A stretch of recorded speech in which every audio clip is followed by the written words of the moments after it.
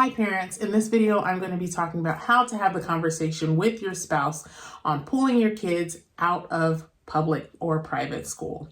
Before I get started, my name is Felicia Wright. I'm a family education consultant, and I'm also a former teacher that went rogue and left the classroom, and you're in a very non-traditional homeschooling mom. I don't consider myself a normal homeschooling mom because it wasn't my first choice. And I know a lot of families right now, it's not their first choice, but we have to do what we have to do to protect our children.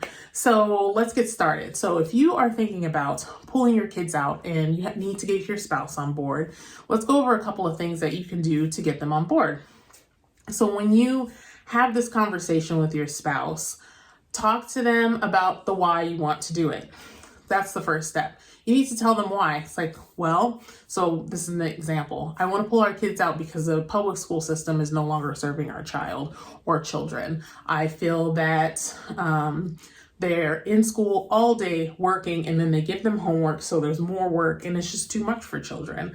Or you might feel like some of the things that they're teaching in school have nothing to do with academics, and you don't like that they're teaching your kids things outside of academics, which was one of my problems as well. So you have to tell them why, because men need to know why, like men or spouses need to know why, like, well, why are we even doing this? And start with that. This is how I feel, and I don't feel like it's an appropriate place for our children. And then after that, the second step would be to say, what are you going to do? What are you going to do with our kids? Like, they're going to be home all day watching TV? Because that's the first thought, right? Is, oh, so we're going to bring them home and they're going to be watching TV all day. So you have to tell your spouse, like, this is what we're going to do instead. I have found we're going to be doing curriculum at home. I'm going to take them on field trips. We're going to do co-ops. We're going to do their interests, and we're all going to do it within a certain amount of time so they're not overwhelmed or overworked by the end of the day, and we can spend more time together. So you have to have a bit of a plan in place, especially if your spouse is not on board. Because let's be honest, our generation, generations before us, school has been in place for a while now, and it's literally all we know. Granted, there's some people that homeschool, but society has told us that homeschoolers are weirdos and you want nothing to do with them and they're not socialized, which is not the case. So it's easy to be like, well, I think they should just remain in school because that's what we've always done, even though it's not what we've always done. It's just in the last couple of generations, it's the norm. So it's hard to step outside of that norm. So you just be mindful of that, because that's kind of one of the things that you're going to bump up against for sure. I promise you. I did with my husband, and my husband completely trusts me because I'm a teacher, but still he was like, what? How's this going to work? So just be mindful of that. And the third step is you have to show how you're going to do it, especially if your spouse is not on board. So you can, ahead of time, before you have this conversation, leaf through some curriculums, figure out what you want to teach. Even if you're going to not teach a specific curriculum, you tell them like, hey, I'm not going to teach a curriculum because we don't want to break the bank, because some of them are super expensive, but I know exactly what I can look up the standards and know what a first grader is supposed to know. And that I'll just use that as a guide. I wouldn't say that would be the end all be all, but that's what I would say to my spouse. Like, I can look up standards and what they're supposed to know and then just try to keep up with that. But we're really going to focus on our children's strengths versus weaknesses and do some project-based learning and so on and so forth. So you have to really come in with a game plan on what you're going to do and how you're going to do it, so you are more successful with getting your spouse on board. I know with my husband, he knew he knew I was capable of doing it, but he still wanted to know, like, well, what are we going to be doing? Like, what are our kids going to be doing? They're not going to be on tablets all day, right? They're not going to be on TV all day, right?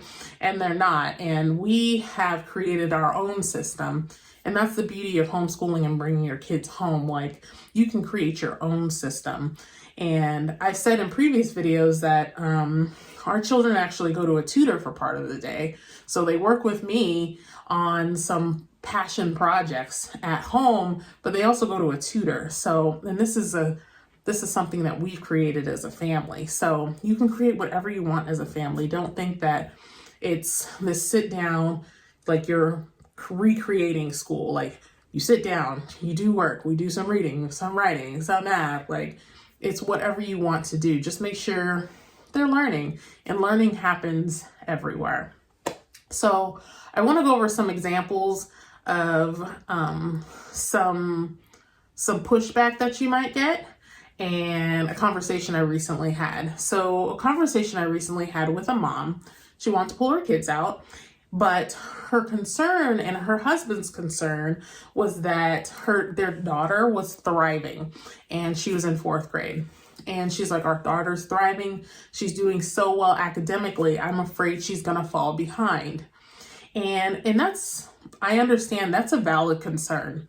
It really is a valid concern, especially when you don't know what you don't know.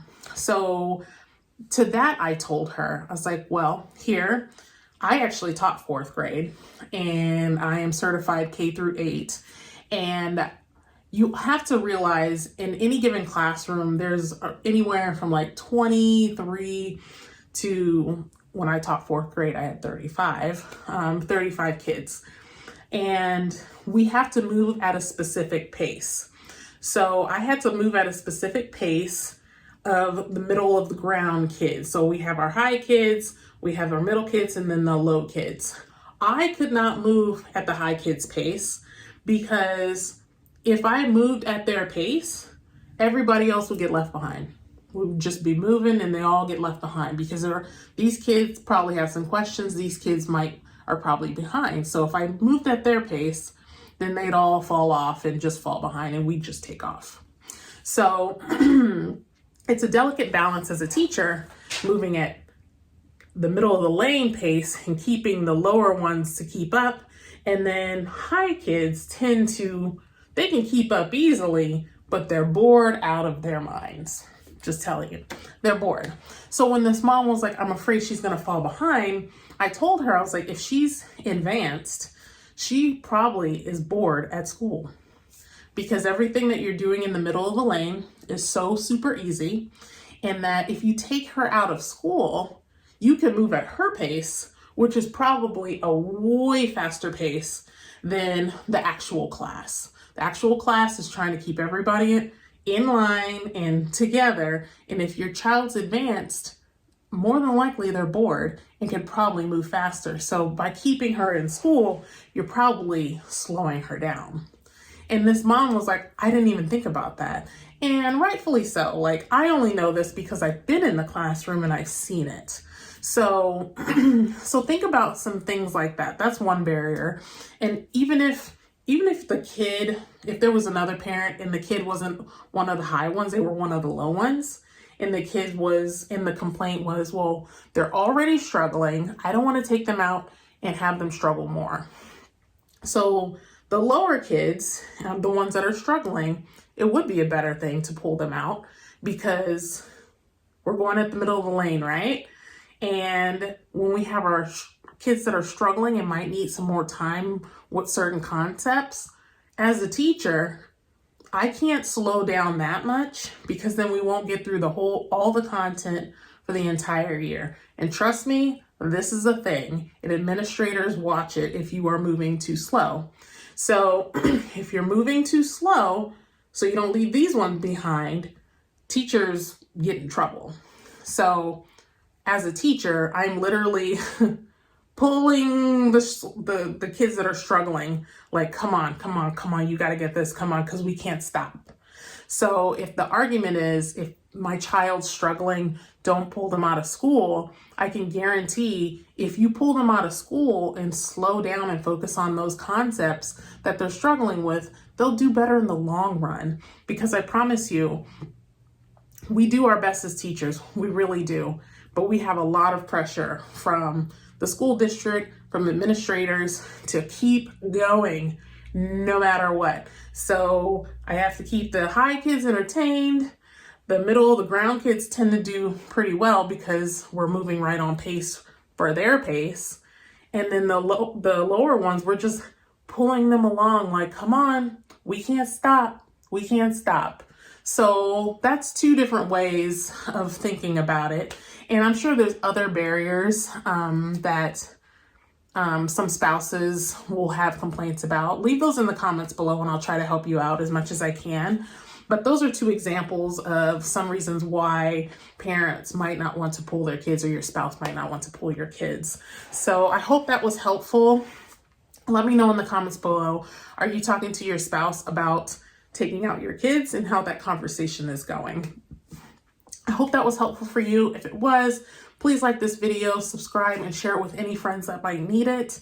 I have a ton of resources in the comments below for things like helping your kids academically, how to jumpstart your homeschooling journey, and ways to work with me. So I hope that was helpful, and I'll see you in the next video. Bye.